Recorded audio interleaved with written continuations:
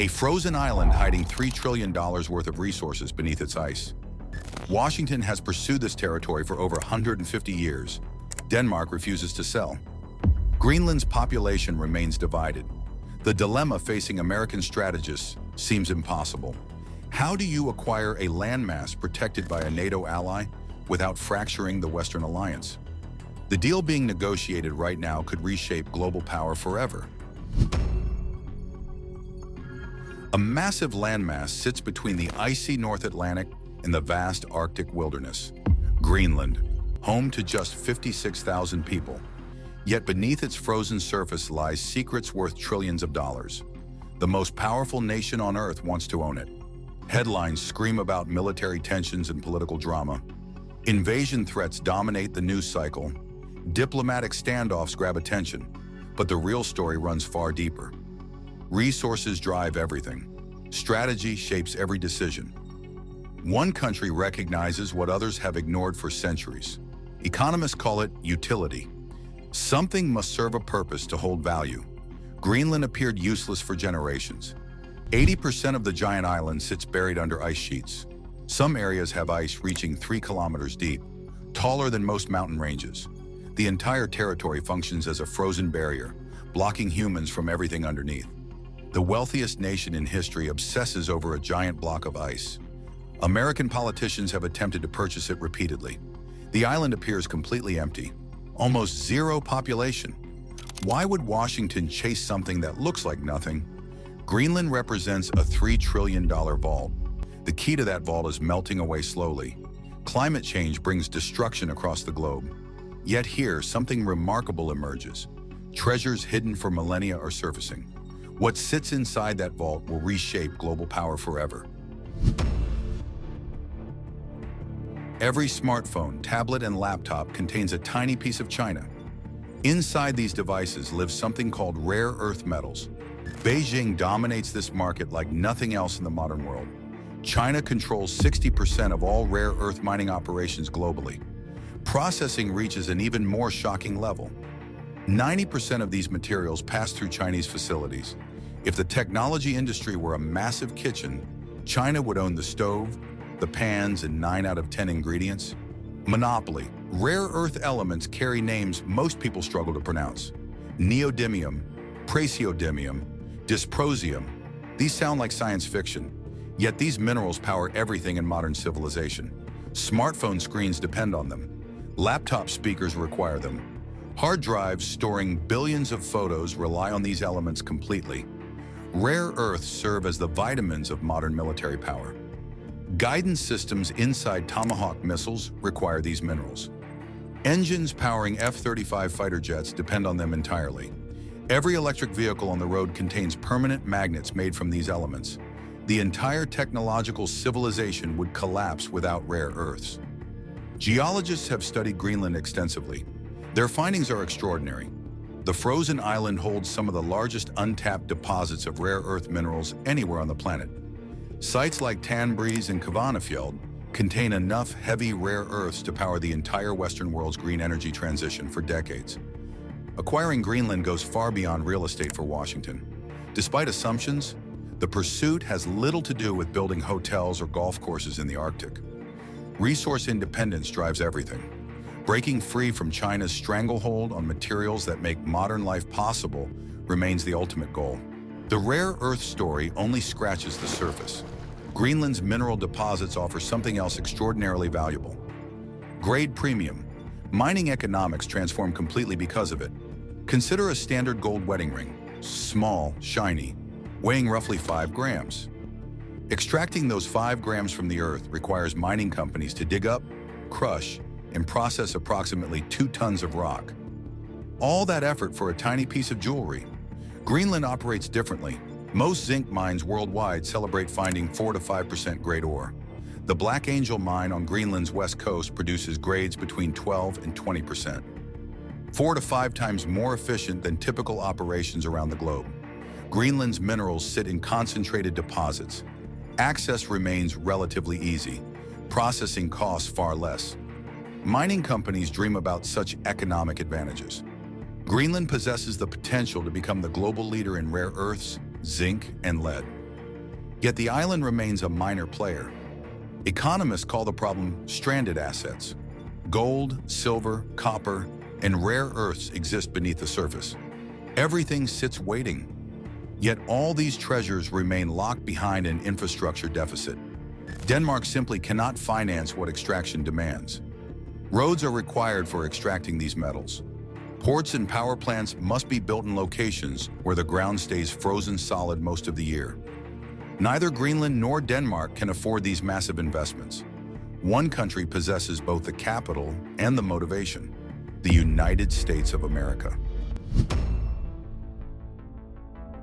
Metals represent just one layer of Greenland's resource wealth. Another treasure sits beneath the waters surrounding the frozen island. Washington understands this resource intimately: oil. The United States Geological Survey has conducted extensive research on Greenland's offshore potential. Estimates are staggering. Approximately 17.5 billion barrels of undiscovered oil rest off Greenland's coast. Natural gas reserves at another 148 trillion cubic feet.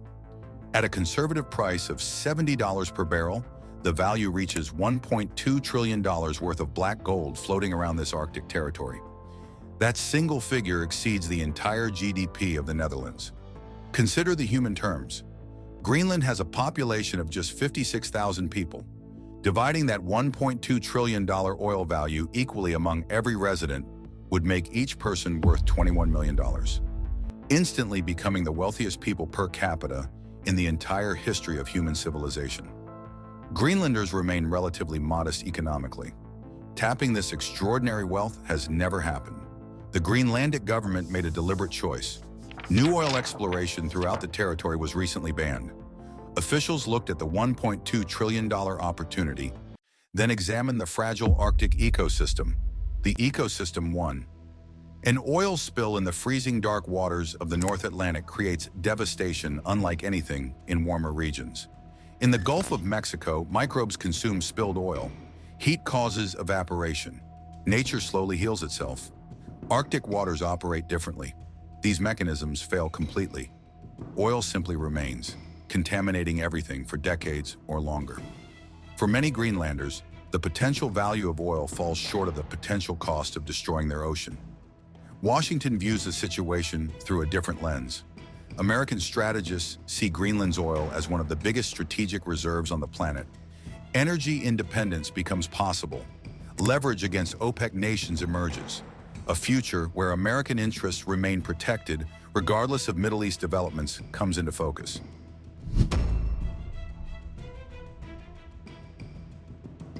Beyond resources lies something equally valuable. Location. Greenland sits in one of the most strategically significant positions on Earth. Military strategists call it the GIUK gap. G stands for Greenland, I represents Iceland, UK means the United Kingdom. Three landmasses forming a literal gate. Entrance and exit to the Arctic Ocean flow through this choke point. Controlling access through this passage determines naval dominance across half the planet. The Russian Northern Fleet provides a clear picture. Warships wanting to reach the open Atlantic must pass through this gap. Trillion-dollar shipping lanes flow beyond it. Simply no other practical road exists. Controlling this passage means controlling Russian naval access to half the world's oceans. Presence in this hallway represents security arbitrage for Washington. Monitoring a Russian submarine in the vast Atlantic Ocean presents an enormous challenge.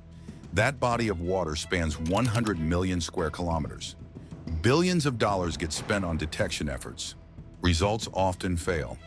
Monitoring that same submarine as it squeezes through the GIUK gap transforms everything. The choke point makes detection far easier. Early warning becomes possible. Defensive preparations become practical. Acquiring Greenland would move America's front line roughly 2,000 miles to the northeast. An enormous strategic advantage emerges. Greenland offers another military asset. For thousands of years, armies fought for hilltops because elevation provided advantage. Modern conflict operates differently. The real high ground exists in space. Patuxent Space Base enters the picture. Located roughly 750 miles north of the Arctic Circle, this installation stands as the northernmost American military facility in the world. Radar systems look upward toward the stars. An early warning system for the entire North American continent operates from this frozen outpost. An enemy missile launching toward New York or Washington, D.C. from anywhere on the planet gets detected at Patuxent first. Greenland's American military base serves a vital and genuine purpose in continental defense. Many assume populations would refuse to sell sovereignty for money. Patriotism and national pride should triumph over economic incentives. History tells a different story. Again and again, people have chosen prosperity over independence. Newfoundland provides a striking case.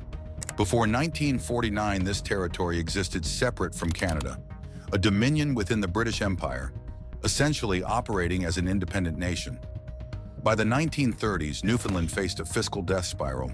The economy depended almost entirely on saltfish. Global markets for saltfish had collapsed. The territory became so broke that independence was returned to Britain. Officials admitted they could no longer afford to keep the lights on. In 1948, a man named Joey Smallwood examined the mathematics. A tiny island with a $40 million surplus from World War II spending sat before him. Absolutely no future existed. Canada offered something different, a social safety net. Joining Canada would instantly grant every citizen family allowances, old age pensions, and unemployment insurance. Newfoundland held a vote. 52% chose to join Canada. Within decades, Newfoundland transformed into just another wealthy Canadian province. Sovereignty disappeared. Prosperity arrived. Sikkim offers an even more dramatic example. Tucked away in the Himalayas, this feudal kingdom existed until 1975. A king ruled the land. Beautiful culture flourished. Very little money circulated. In 1975, a referendum took place. A staggering 97.5% of the population voted to abolish the monarchy and join India. Market integration drove the decision. Before the merger, Sikkim functioned as agricultural land surrounded by giants. Afterward, it became India's 22nd state. Today, Sikkim stands as a geopolitical success story. The highest per capita income among all Himalayan states belongs to this former kingdom, nearly twice as high as Nepal or Bhutan. India's first fully organic state emerged here. A massive pharmaceutical industry hub developed. By selling their kingdom, the people of Sikkim bought a seat at the table of the world's fastest-growing major economy. Mayotte provides another compelling case. A tiny island group sitting in the Indian Ocean. In the 1970s, neighboring Comoros voted for independence from France. Mayotte examined the spreadsheets. The answer was clear.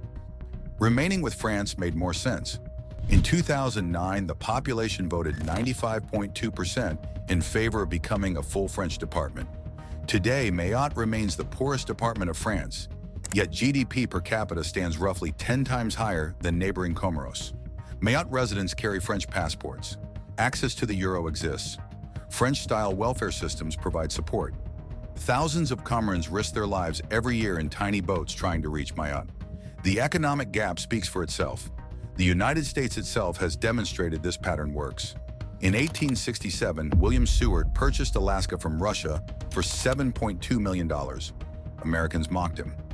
Seward's folly became the popular term. Taxpayer money wasted on a useless icebox, according to critics. Russia needed quick cash after the Crimean War. America had cash and long-term vision. That icebox proved to be a $100 billion jackpot. Since purchase, Alaska has produced over 18 billion barrels of oil. At an average price of $70 per barrel, that equals $1.26 trillion in gross revenue, roughly 175,000 times the original purchase price. 15 billion in gold from the Klondike era adds to the total. 5 billion in annual seafood exports continues flowing. Alaska becomes perhaps the greatest real estate deal in human history. The Philippines followed this pattern as well.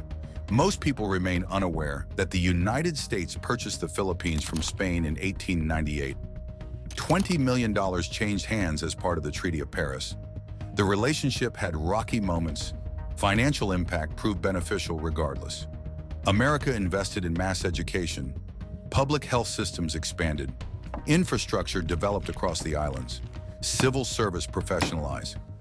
By the eve of World War II, the Philippines had the third highest per capita income in Asia. Only Japan and Singapore ranked higher. Each case demonstrates the same truth. Populations facing economic limitations often choose integration with wealthy nations. Sovereignty holds emotional value. Prosperity holds practical value. When the mathematics become clear, people frequently choose prosperity. Greenland sits in precisely this position. A small population, limited economic opportunities, massive resource wealth locked beneath ice and water. Denmark lacks the capital to unlock these treasures. The United States possesses both the capital and the motivation. History suggests how this story ends. Minerals, oil, the strategic hallway, military high ground. These factors explain why Washington wants Greenland. The question remains, how will this deal actually happen? Headlines warn about military invasion. That scenario remains highly unlikely given the consequences. The United States would face severe tariffs from Western partners. NATO might collapse entirely. Massive embargoes could follow. Theoretically, this would be the fastest military conquest in world history. Currently, the quickest war on record was the Anglo-Zanzibar War of 1896, lasting exactly 38 minutes. The British simply showed up, fired a few shells at the Sultan's palace, and declared victory before the smoke cleared. An American military action against Greenland would likely conclude even faster. Greenland has virtually zero military protection. Unless NATO wanted to start a war with the United States, such a conflict would end in minutes. This path brings far too many complications. International fallout would damage American interests for decades. The more likely approach involves accountants rather than paratroopers, economic integration rather than military occupation. Washington would work to convince Greenland through financial incentives. Every year, the Danish government provides Greenland a block grant of about $501 million. That represents 20% of Greenland's entire GDP. To Copenhagen, this functions as a liability, a $500 million hole in the budget. To the American federal government, $501 million barely registers as a rounding error. The 2025 U.S. military budget approaches $1 trillion. If America bought Greenland, the annual maintenance cost would represent roughly 0.5% of military spending alone. An even more striking comparison exists. The U.S. military has previously spent $20.2 billion per year just on air conditioning for troops in desert environments. That equals nearly 40 years of Greenland's total Danish subsidies, all spent keeping tents at a comfortable 72 degrees Fahrenheit. Denmark has sold territory to America before. In 1917, the United States worried about Germany using the Caribbean as a submarine base. The Danish West Indies caught Washington's attention, a collection of islands Denmark had owned for centuries. America simply wrote a check. $25 million in gold changed hands, approximately $614 million in today's money. The territory became the U.S. Virgin Islands. Precedent exists. The road to acquiring Greenland likely starts with a debt for land swap. Denmark is wealthy but faces a massive defense spending increase. Over $13 billion committed to Arctic security this year alone. If the United States offered to absorb 100% of Denmark's Arctic defense costs, take on a portion of national debt, and provide a one-time sovereignty dividend of $100 billion to the Danish treasury, the mathematics become extremely attractive. That works out to approximately $16,600 for every Danish citizen. Copenhagen would find such an offer difficult to dismiss.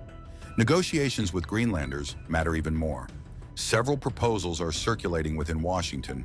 First, a Greenland sovereign wealth fund with $50 billion in seed funding from the American government. At a 7% annual market return, that fund would generate $3.5 billion yearly for Greenland's population. That equals almost $62,000 per year for every person living on the island.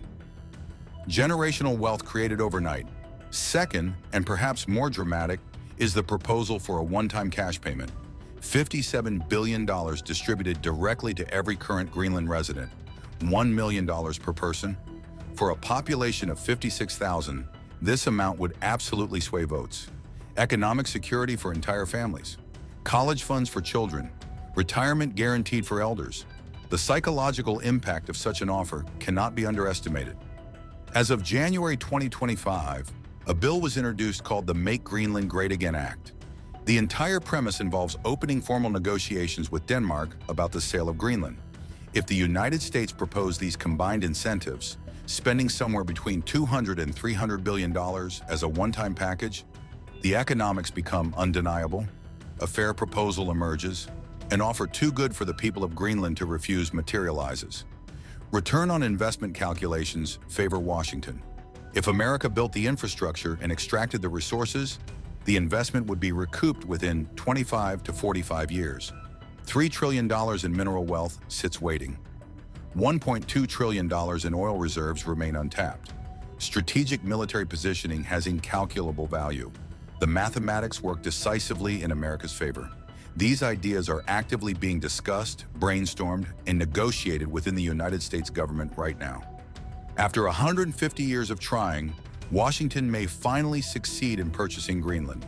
The frozen vault's melting. Treasures inside are revealing themselves. The world's most powerful nation is preparing to make its move. What happens next could reshape global power for generations to come. A new American territory in the Arctic, resource independence from China, strategic dominance over the North Atlantic. The deal that changes everything draws closer with each passing day. Share your thoughts in the comments below. Check out other documentaries on this channel for more stories revealing how global power truly operates. The next video arrives soon.